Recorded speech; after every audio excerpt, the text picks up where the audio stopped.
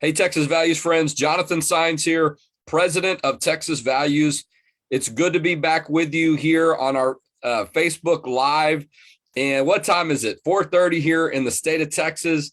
And Roe versus Wade has been overturned. I'm sure you probably heard the news by now. If you haven't, I'm happy to be the first to tell you that the Supreme Court has ruled in the long anticipated case out of Mississippi, the Dobbs v. Jackson case, that also set up as a direct challenge to Roe versus Wade. So what an extraordinary day to spend time with you to talk about these issues. Remember, Roe versus Wade is a Texas case. It came from the state of Texas, from Dallas County. Henry Reid was the district attorney, and Norma McCorvey was the Roe in the case. She ended up becoming pro-life. She never had an abortion. Just a lot to really think about when you think about the history of today. And so, but there's, a big reason why we've reached a day like this is because the movement, the pro-life movement over the years, transforming culture, impacting society. And a lot of that has had to do with the involvement of students. And so I'm excited to spend some time with my friend Kristan Hawkins, who leads Students for Life of America. She was actually in Texas 2 to 3 weeks ago when we had an event up in the North Texas area, did a wonderful job. And so what a great chance to get together. You may sort of be like me. I realized about 10 minutes ago that I hadn't eaten yet today, but that's okay. That's okay. When we think about the significance of today, we welcome this type of work. Kristan, welcome to our Texas Values Special Report. Thanks for having me, Jonathan. It's an honor to talk to you today, especially such a historic day that we just experienced, that we witnessed firsthand in front of the Supreme Court today. To be able to be there, I actually was able to read the decision to the crowd that had gathered there today, to hear their cheers, to see their tears of joy. It was an experience I'll never forget. Well, and I was thinking about that too, right before we started, when I asked you, because it dawned on me, your group and members of your group have been at the Supreme Court every morning for I don't know how many days, right? Anticipating, but certainly that anticipation had to continue to build as we're getting closer to the end of June. Some people thinking today would be the day, and sure enough, It was. What was it like? What was the crowd like outside the Supreme Court? Well, it was different from other decision days because, this had been going on for so long because of the draft decision. So we had been out there every decision day since the end of March preparing for this moment.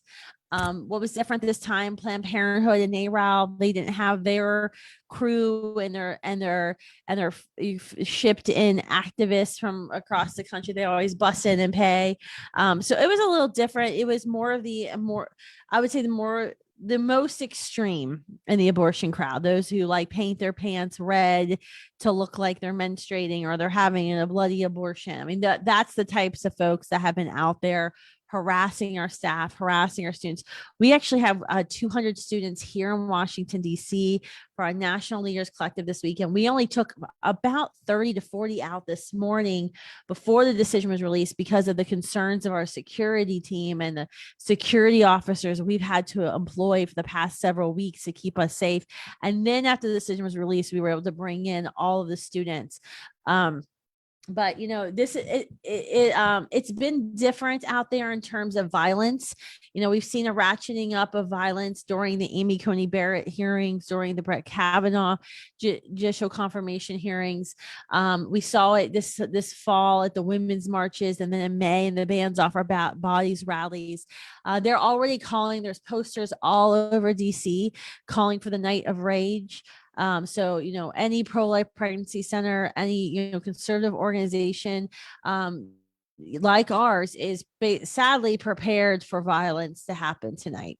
Well, look, and you're right to have that concern, to be sensitive and aware of issues of security, because the threats have been made. We're talking with Kristan Hawkins. She leads the organization Students for Life of America. She was in front of the Supreme Court this morning in Washington, D.C., when the historic decision, and I dare to say the most historic Supreme Court decision of our lifetime, was handed down. Absolutely. Roe versus Wade was overturned by the U.S. Supreme Court today. And just to give people some perspective, This case allowed abortion on demand through all 9 months of pregnancy. That is the significance and the impact of that decision for so many years. The case came out of the state of Texas, so sometimes holds a little bit more significance to us from the state of Texas. But you got to hear, you got to witness it firsthand. But the other side has been threatening that violence. The night of rage, I guess that would be tonight, right? These groups, so-called groups like Jane's Revenge. Tonight. Yeah, they're, I mean, they don't care if people are scared. They want you to be intimidated. They want people to have this sense of fear. But, the innocent child life, a baby being born is about love. It's about something special and extraordinary. It is a miracle. It is completely the opposite from what the message is that they're putting out there. But this is the desperation that's out there. Now, you and I will not be deterred. I don't think people should take any unnecessary risk, but let's not for a minute step back from our efforts of making sure people know what their rights are, what the laws are, and how they can get resources. I want to, mention this too, Kristan, the significance of you being there and the students being there. That's such a big part of what's been happening is their public presence. Young people, people being able to see that people of a younger generation, a younger age, care about this issue and it matters to them. What were you hearing from some of the young people this morning when you got to experience this? The young people this morning were just ecstatic. I mean, this is the moment they've been waiting for. I would say many of them, since they got into our pro-life movement, since they officially joined our pro-life movement, they've had more optimism and more hope than many of those who've been serving our movement for decades. And they've always started with the assumption that Roe versus Wade was going to be reversed. There was also, a feeling of, I would say, responsibility, knowing that we are the first post-Roe generation. And with that comes a lot of responsibility because it's more than, simply going state by state, making abortion illegal. It's also working campus by campus to change minds, community by community, pounding the pavement to make abortion, unthinkable. And that's not, to be honest with you, that culture change. That's the hard lift. That's decades in the making. And what we've seen was the fruition of today. And so, there was a big responsibility that this is truly going to be, the fight of their lifetime for millions of lifetimes. Well, and we've seen it in a lot of the messaging, right? Where you'll see the different signs that y'all have had together and the different messaging that's out there where you've seen the younger people, really something that's meant a lot to them, that they want to be the generation where abortion ends, where Roe versus Wade goes down. And they can rightly say that these days. And to talk about the college campuses, those are not exactly the easiest environments to be in to talk about these issues and to sort of get people onto your side. I don't know if I mentioned this at the event when you were there 3 weeks ago, but, I led a pro-life student group. I think I mentioned this to you backstage, and I had to sue the university when I was in law school to protect the free speech rights of our pro-life group because we weren't being treated fairly. People were being threatened to get kicked out of school. It can be an incredibly hostile environment for a young person to try to have these conversations and to try to, express, get information in people's hands and have an opportunity for people to change their mind or to see the other side. And so that just speaks to the great work that your organization is doing. So we're not finished with this day yet, but there is tomorrow, and Roe versus Wade will also be overturned in behind us tomorrow as well. I know you've already been preparing for this moment. What are we doing? What's your organization doing moving forward as now Roe versus Wade is down? That doesn't mean abortion is outlawed throughout the country, but some states like Texas, that is the case. But what is the work of the pro-life students now as we move forward with such a huge accomplishment? Well, absolutely. Lives are being saved today in Missouri and Kentucky and Texas. They just stopped committing abortions. We predict about 880 babies will be saved if 26 states, as we believe, will move to swiftly make abortion unavailable. That's significant, right? 880 lives a day. I mean, it's it's always so it's hard to even imagine, like, what is 800 people on the street? What would they look like? I mean, it's unbelievable. But we have a lot more work to do. I mean, this is really phase one, checking the box, phase one of our task list. Now it actually becomes more difficult. So offensively, my charge to the pro-life movement in the past year really has been to do a better job of telling our story, of promoting the social safety net that the pro-life movement has been creating, supporting, sustaining for nearly 50 years in communities across the country, which, by the way, there's about 3,000 pregnancy centers, 400 maternity homes. Together, they vastly outnumber the lower. It's on the lower end now of abortion facilities, of fewer than 600 abortion facilities across the country. So it is truly a myth that women need Planned Parenthood, women have to have Planned Parenthood. The challenge for us, Jonathan, is that we need to do a better job of telling that story. We door knocked 120,000 doors this year in 20 key neighborhoods and areas surrounding abortion facility. 73% of the neighbors we spoke to didn't know about the nonviolent alternatives that existed. This is a major problem that we have to get word out. Who is the nonviolent alternative to abortion in your community? I think the second thing we need to do, and you and I talked about this backstage a little bit when I was there in Texas, is we're going to have to stop the proliferation of dangerous chemical abortion drugs, which we know can lead to injury, infertility, and death.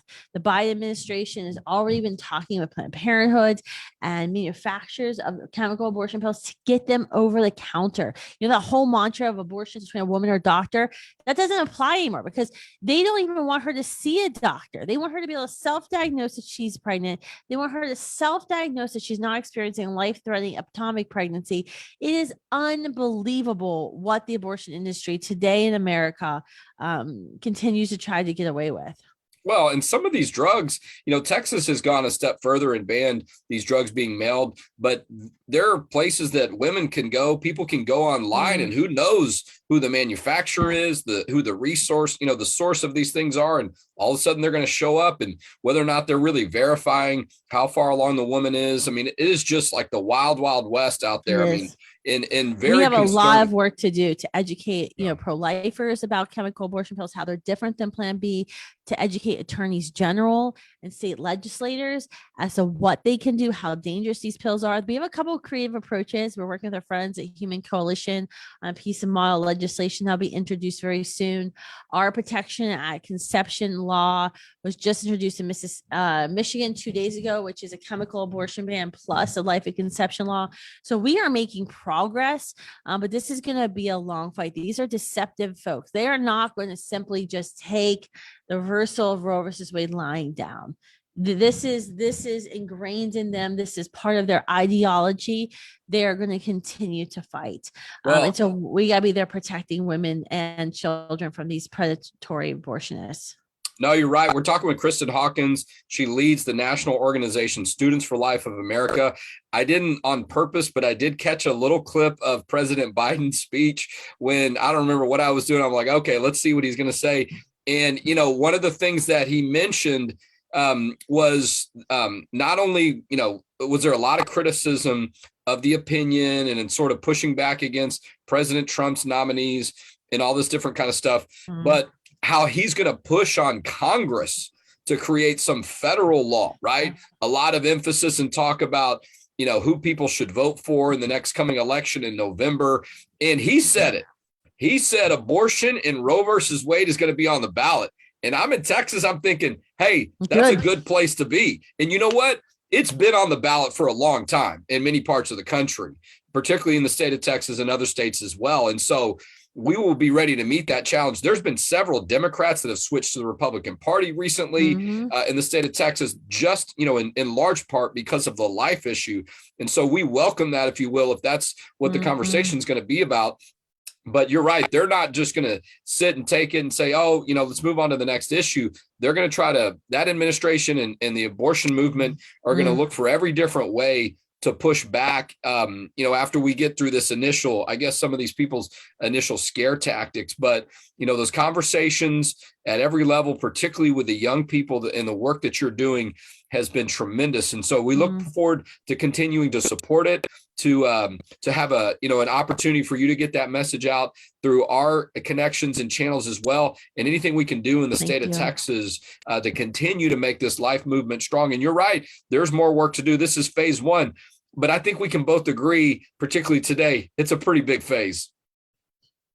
Yeah, and it's a good cause for celebration, for sure. Yeah, no doubt. And look, great to have it on a Friday as we roll into a weekend. But the Supreme Court's going to have more decisions to release next week on some interesting issues. We'll see how that plays out in the next couple of days. But Kristan, thank you so much for the great work that you're doing in your organization and all the different Students for Life groups. I mentioned to you, my 8th graders is one of the new ones. And so keep up the great work. But I think just a chance to acknowledge the work that you and many of the members of your team have been a part of. And today would not be today. We would not have the celebration we have today without your work. So God bless you, and we appreciate you. Thank you so much.